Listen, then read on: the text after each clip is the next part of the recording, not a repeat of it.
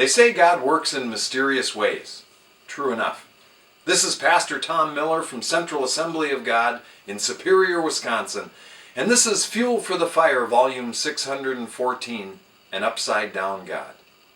As a Christian follows the God of the upside down, their life fills with ironies. In order to be strong, we must be weak. If we want to rule, we must serve. If we want to be rich, we need to give it all away. If we want to be great, we have to be the least of all. If we want to live, ultimately, we must die. The soldiers came with clubs and swords to arrest Jesus, and the natural man says, "Fight back," and Peter did. But an upside-down God said, "Put away your sword." And then he healed the enemy. Ironic, isn't it?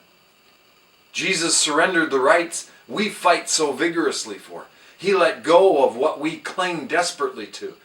We're concerned about outward appearance, while Jesus is concerned about the heart. We value the temporal, and he sees the eternal as important. We worry about behavior, and he cares about faith. We may as well acknowledge it. We serve an upside-down God. Everything he does is different than I would do. Those I would blot out of existence, he saves to the uttermost. The greatest heroes of the Bible have these glaring flaws and grievous sins. If I was writing the Bible, there would be tons of stuff I would have left out. But he's an upside-down God. He used harlots, extortionists, and little children to accomplish his perfect plan. He never traveled more than a few miles from the place of his birth. He held no political office and accumulated no wealth. And even when his days on earth were done, there had been no great revival. There wasn't even positive momentum. If Jesus was a pastor, his church may have fired him. Many who gathered because of his miracles and his all-you-can-eat buffets had left after hearing what he had to say. And when it was all said and done, he had just 11 followers, and a 12th had turned on him in the worst way. No one would look at the 3 years of Jesus on earth and say it was even a modestly successful ministry. But we need to remember, he's an upside-down God.